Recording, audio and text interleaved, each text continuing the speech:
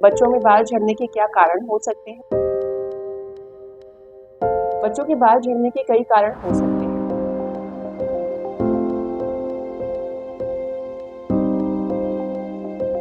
Good evening, मैं doctor Pallavi Chaudhary. मैं अपनी इस वीडियो में बात करूंगी कि बच्चों में बाल झड़ने के क्या कारण हो सकते हैं और एक ब्रीफ में आपको बताऊंगी कि बच्चे के बालों में सप्ताह में कितनी बार शैम्पू और ऑयलिंग करना चाहिए।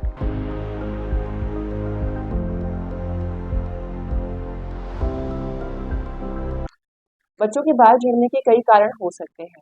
सबसे पहला कॉमन कारण हो सकता है स्ट्रेस मेंटल स्ट्रेस हो सकता है या फिजिकल स्ट्रेस। फिजिकल स्ट्रेस का मतलब है जब बच्चा कोई किसी कारण से बीमार पड़ा हो, जैसे टाइफाइड है, डेंगू है, मलेरिया है या कोई वायरल इन्फेक्शन है। यूजुअली इसकी वजह से जो बाल झड़ते हैं वो बीमार होने के 2 से 3 महीने के बाद बाल झड़ते हैं। और बच्चों को मेंटल स्ट्रेस भी हो सकता है, जैसे कोई पीयर प्रेशर है, कोई कंपटीशन एग्जाम की वो तैयारी कर रहे हैं, तो स्ट्रेस एक कारण हो सकता है बच्चों में जिसकी वजह से उनके बाल झड़ते हैं। दूसरा कॉमन कारण जिसकी वजह से बच्चों में बाल झड़ते हैं वो है न्यूट्रिशन और विटामिन डेफिशिएंसी। कई कारण हो सकते हैं, जैसे vitamin deficiency, vitamin B 5, vitamin B 6, vitamin B 12 which is also known as anti stress vitamin. Vitamin E की कमी हो सकती है जो स्किन और हेयर में सर्कुलेशन अच्छा करता है। विटामिन सी की कमी हो सकती है which is good for skin and hair. तो कुल मिला के सभी विटामिन की डेफिशिएंसी किसी न किसी तरीके से बालों को प्रभावित कर सकती है। कई कॉमन आयरन डेफिशिएंसी एनीमिया है, कॉपर, जिंक है, कुछ मिनरल्स की कमी की वजह से भी हेयर लॉस हो सकता है।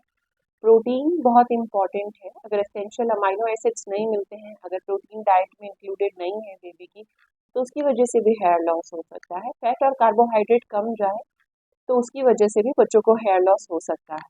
प्रोटीन और विटामिन ये बहुत असेंशियल हैं बेबी के हेयर ग्रोथ के लिए और हेयर मेंटेनेंस के लिए। तो अगर इनकी कमी होगी तो इनकी वजह से भी बेबी को हेयर लॉस हो सकता है। Third, unhealthy lifestyle. अगर बेबी जंक फूड बहुत कंज्यूम कर रहे हैं, फिजिकली इनएक्टिव हैं, तो उनका जो पेरिफेरी में ब्लड सर्कुलेशन है वो इतना अच्छा नहीं होता है, तो उसकी वजह से भी हेयर लॉस हो सकता है।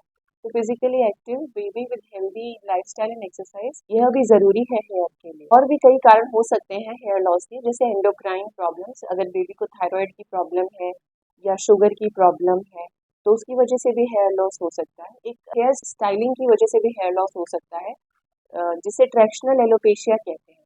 यानी अगर बालों को टाइट करके पीछे की तरफ बांधा जाए लंबे समय तक तो आगे से बाल उड़ने लगते हैं, इसे ट्रैक्शनल एलोपेशिया कहते हैं। तो कभी भी बालों को टाइट नहीं बांधे। और जो कुछ कॉमन कारण है वो है टीनिया कैपिटिस, स्कैल्प का इन्फेक्शन। बालों की जड़ों में कभी कभी फंगल इन्फेक्शन होने की वजह से, डेंड्रफ होने की वजह से भी बाल ज़्यादा झड़ सकते हैं। और एक कंडीशन होती है एलोपेशिया एरियाटा, जिसमें कुछ कुछ पैचेस में बाल निकल जाते हैं। यह एक ऑटो इम्यून प्रॉब्लम है जिसके लिए डर्मेटोलॉजिस्ट को दिखाने की ज़रूरत है। तो यह कुछ प्रमुख कारण हैं जिनकी वजह से बच्चों में हेयर लॉस होता है। कई पेरेंट्स का सवाल होता है कि मैम बच्चों के बालों में शैम्पू कितनी बार करें सप्ताह में, किस तरह से करें। तो सबसे पहले तो अगर जो भी आप शैम्पू यूज़ करते हैं बेबी के लिए उसमें माइल्ड केमिकल्स हों, जो सल्फेट पैराबन फ्री हो, ऐसे शैम्पू को प्रेफरेबली आप यूज़ करें। दूसरा, बच्चे के शैम्पू बालों में शैम्पू कितनी बार करना है यह डिपेंड करता है कि बच्चों के बालों की लेंथ क्या है, बच्चों की एज क्या है, बच्चों के बाल स्ट्रेट हैं या कर्ली हैं, और बच्चों के बाल रफ हैं, ड्राई हैं या ऑयली हैं। तो इससे भी डिपेंड करता है कि आप बच्चे के बालों में शैम्पू कितनी बार करते हैं। अगर आपका बच्चा 8 से अमेरिकन अकेडमी ऑफ डर्मेटोलॉजी कहती है कि अगर आपका बच्चा 8 से 12 साल का है और उसके बाल अगर सीधे हैं और ऑयली हैं, मतलब ऑयल उनमें बहुत जल्दी आ जाता है और वो डेली बाहर खेलते हैं धूल मिट्टी में, तो ऐसे बच्चों में आपको डेली या एक दिन छोड़कर शैम्पू करना चाहिए। अगर बच्चे के बाल ड्राई हैं यानी रूखे हैं और कर्ली हैं तो सप्ताह में 2 बार शैम्पू उनके लिए काफ़ी है। 8 से 11 साल का है और बाल बहुत ही रूखे हैं और कर्ली हैं और बाहर धूल मिट्टी में इतना नहीं खेलता है तो सप्ताह में 1 बार भी शैम्पू काफ़ी है।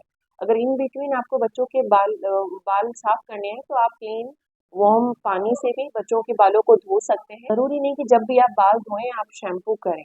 यह एक रफ एस्टिमेट है कि आप किस तरह से अपने बालों बेबी के बालों में शैम्पू करें। बाकी अगर आपको पर्सनलाइज्ड एडवाइस लेनी है तो आप अपने बेबी को कोई नज़दीकी डर्मेटोलॉजिस्ट या पीडियाट्रिशियन को दिखा के भी एडवाइस ले सकते हैं। ऑयल बच्चों के बालों में ऑयल डालना एक ट्रेडिशनल प्रैक्टिस है और यह अच्छी हो सकती है। कौन से ऑयल प्रेफर करें तो coconut oil, almond oil, olive oil, argan oil, ये कुछ ऑयल हैं जो बालों में डालने के लिए अच्छे रहते हैं। बच्चों के बालों में जब आप ऑयल डालते हैं तो उसको हल्का सा वार्म कर लें, हल्का सा गर्म कर लें, तो उससे उसका जो स्किन में एब्जॉर्प्शन है वो अच्छे से सोख लिया जाएगा। उसके बाद आप बच्चों के बालों में ऑयल लगा लें। आप चाहें तो बाल धोने से 30 मिनट्स पहले, 30 मिनट पहले ऑयल लगा सकते हैं, ये सफिशिएंट है। ओवरनाइट कभी-कभी बच्चों के बालों में तेल रखने की वजह से पोर्स ब्लॉक हो जाते हैं और स्कैल्प का डर्मेटाइटिस या इन्फेक्शन के चांस बढ़ सकते हैं। ऑयल जब लगाएं बच्चों के बालों में तो हल्के हाथ से जेंटल मसाज काफ़ी है, हल्के हाथ से मालिश काफ़ी है। 30 मिनट्स ऑयल को रहने दें, फिर उसके बाद शैम्पू कर लें। शैम्पू अच्छे से करें 2 बार, ताकि उसके जो बालों से ऑयल है वह अच्छे से निकल जाए। जब 30 मिनट्स आप ऑयल रखते हैं तो उस टाइम एक टॉवल को उनके बालों के आसपास लपेट दें, ताकि जो ऑयल का एब्जॉर्प्शन है स्किन में, त्वचा में, स्कैल्प में, वो अच्छे से हो जाए। जब आप ऑयल अप्लाई करें तो बालों की जड़ों से लेकर टिप तक अलोंग पूरे बालों में ऑयल को अप्लाई। यह कुछ ऑयलिंग से रिगार्डिंग बेसिक इंफॉर्मेशन मैंने आपको दी है। अगर आपके कुछ सवाल हैं तो आप उन्हें कमेंट्स सेक्शन में छोड़ सकते हैं। आपको मेरी वीडियो अच्छी लगी तो ऐसी और इन्फॉर्मेशन वाली वीडियोस के लिए please like and subscribe my channel. Thank you.